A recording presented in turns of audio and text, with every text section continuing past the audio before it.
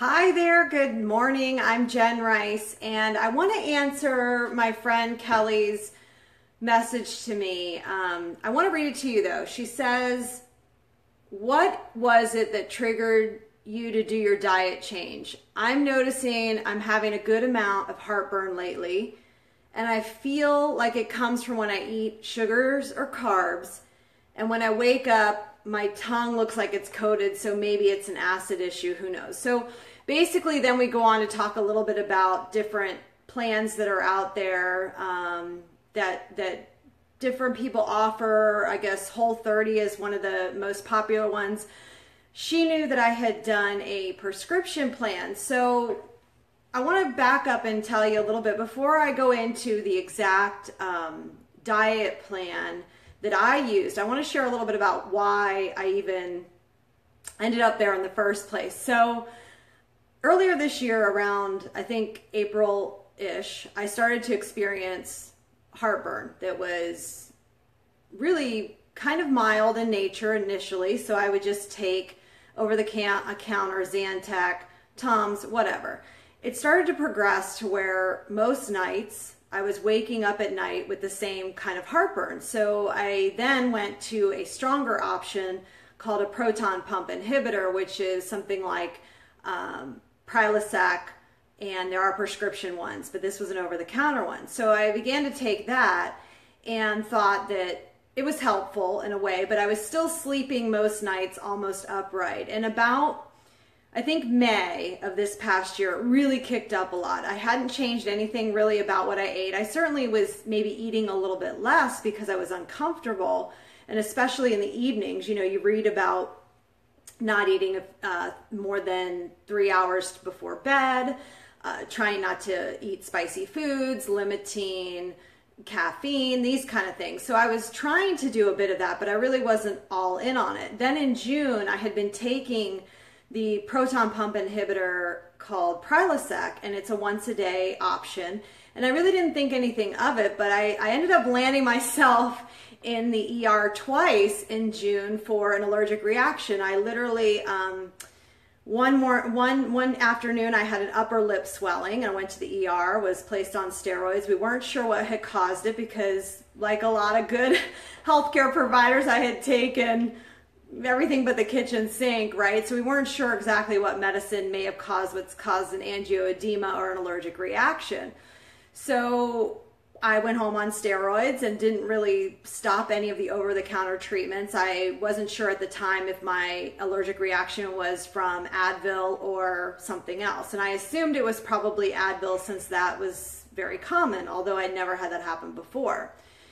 So fast forward about 2 weeks, I go off to South Carolina, I do fine, I come back, and it happens again. This time it's almost the middle of the night and my lower lip swells.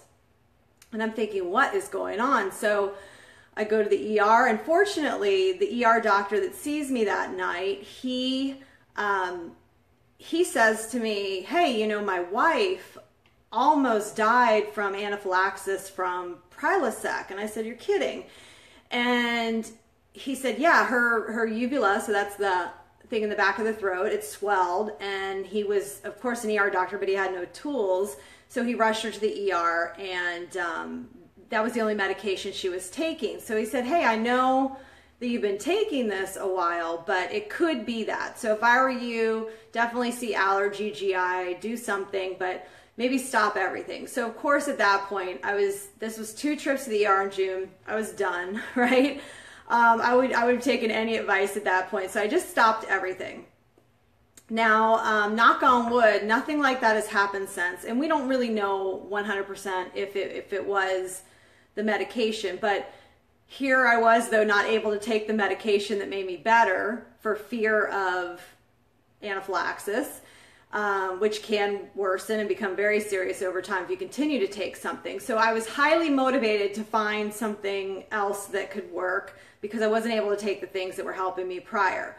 So I go to a functional medicine doctor, and the reason I didn't go to GI or allergy immunology is I've actually been in both of those practice settings as a PA, and I knew it would lead to a lot of testing, which I'm not against testing, but I knew that I already had allergies, and I knew that I was allergic to certain things in the environment, and I really just didn't want to be tested to be told that I would have allergies, if that makes sense. And then with the GI doctor, I knew that would mean maybe endoscopy, so that's scoping the esophagus, and colonoscopy, of course. Again, and that might lead me to prescription medicine. So I had been seeing some things from time to time from different physicians over the years. Dr. Weil out in Arizona, these functional medicine doctors. I had recently started looking at Mark Hyman's stuff online. So that led me to make an appointment with a functional medicine doctor here in Naples. And I went and saw her. And I had to wait about a month to get the appointment. But when I arrived there, she informed me that I had leaky gut progression and syndrome. And basically, my gastritis was secondary to this process that had been going on for a while. If any of you guys follow, there are a couple people online that talk a lot about leaky gut syndrome. Dr. Axe, certainly some other, I know Dr. Hyman talks about leaky gut syndrome, but basically I was like, really? Because I've always been a Western trained provider, right? You throw pills at it and our procedures save lives. I mean, we cure a lot of stuff with procedures, right?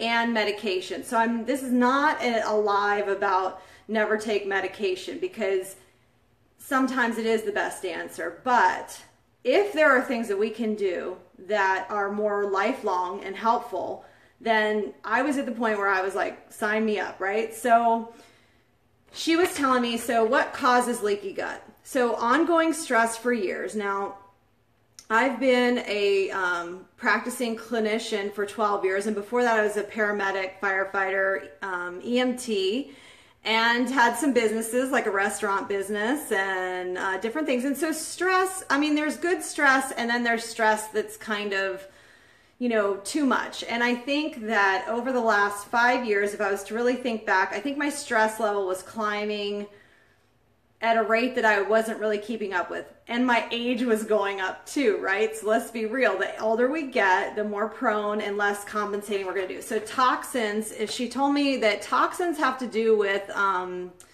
what's in our food.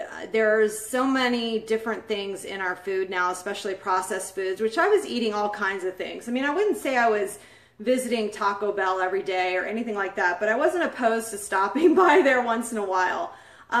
Food particles that leak through, drugs, of course, medications. I have had a couple prescription medicines that I've taken on and off for maybe 8 years, as well as ibuprofens, Tylenols, this kind of thing. Pathogens, so, what does that mean? Like, there can be exposure through different foods, and then the organ malfunction, which that's where, you're hearing about, diabetes, thyroid disorders.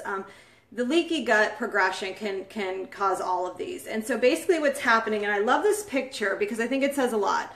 So it's causing, these cells are supposed to be tight like this, right? In our colon and in our small bowel and large bowel. So tight like this. So nobody gets out and nobody gets in.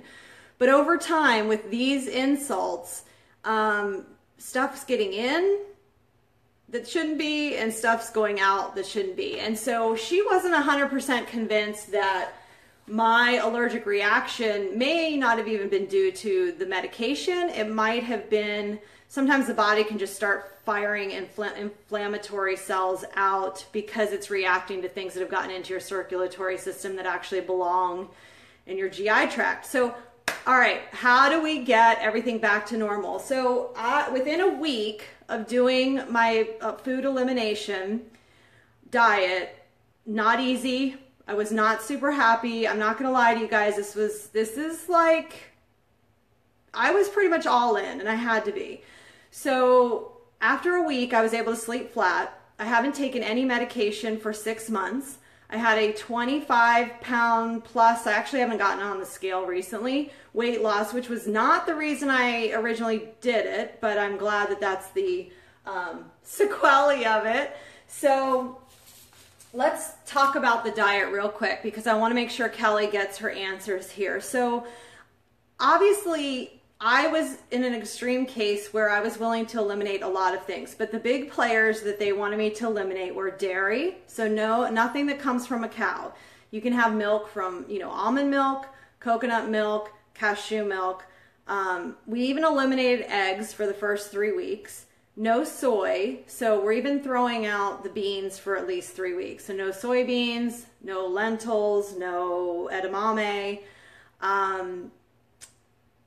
No nuts beyond a small handful of either walnuts or pecans initially, or macadamia. Those are the 3 that are least inflammatory. What else did we have here? More vegetables, but staying away from the potato family for the 3 weeks. So no potato. Okay, these are the really hard ones, and this is where I lose everyone that's asked me about my diet, and that's why I thought, Kelli, I'm going to do a live video, because I've done this in person to a lot of people, and this is where I lose everybody. No coffee, no caffeine, no alcohol. It doesn't have to be forever, but I think if you're really going to go to see if it's going to help your heartburn, you're probably going to have to go all in on those 3. And in fact, I remember when she told me no alcohol, I must have had a look on my face, because I was definitely having a couple glasses of wine every night, a couple cocktails, whatever. It's just what I did at the time.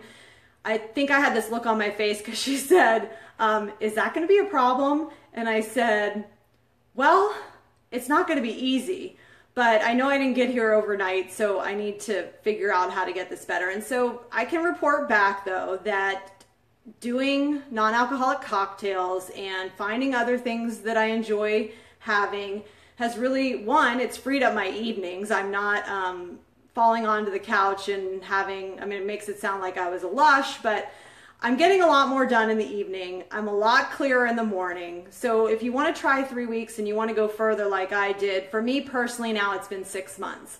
I don't miss the alcohol. Every once in a while I might kind of feel like I want this or that, but my fear is that I will feel like I did previously, and that's enough motivation to keep me going. So, a lot of times when I lose people on this diet, they'll say, oh, I don't think I can't get rid of cheese. I can't get rid of alcohol, can't get rid of coffee. Oh no, I'm out. I think the pain point isn't strong enough then. So like when your pain point is high enough, and this goes with like everything in our lives, right? When your pain point is high enough, you're going to get rid of the things that, that you should, and you're going to make the actions that you should, right? So, I hope that this helped other people. I think that, I really want to do this video to come completely clean with what had gone on with me. I feel like this year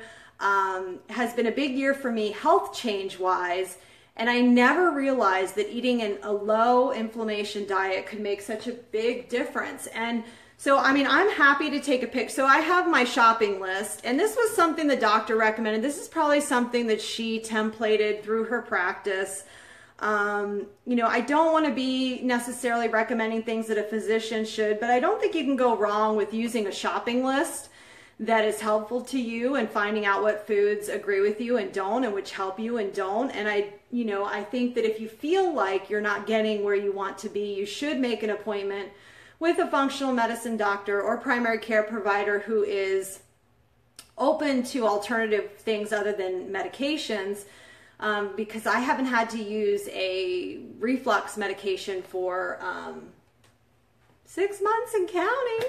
So I hope you guys have found value from this. If you did, please feel free to share it. If you know someone who suffers with heartburn chronically, it's not like I was ashamed of having heartburn, but you always think, well, if I wasn't so heavy or if I lost a little bit of weight, I wouldn't have this heartburn. But there are perfectly thin people that still suffer with heartburn because it's not, what we think is it's too much acid, and so these proton pump inhibitors and things kind of quiet the acid, but really we need to do more of a balance than that. And there's a little bit more science to it that I don't want to get in this video, but if you can remember this, these things getting in, things getting out, and the big thing that she got my attention with, and then I'll end this, is cardiac issues. So her thing was, okay, I get that you're 45, and things are good, but I'm seeing heart disease in your future. Like, it's gonna happen because the inflammation in your GI tract is gonna trickle to the arteries, and it's going to... Oh, hey, Sarah. Yes, thanks for chiming in. Yes, no, you are not overweight, and it can be medication induced.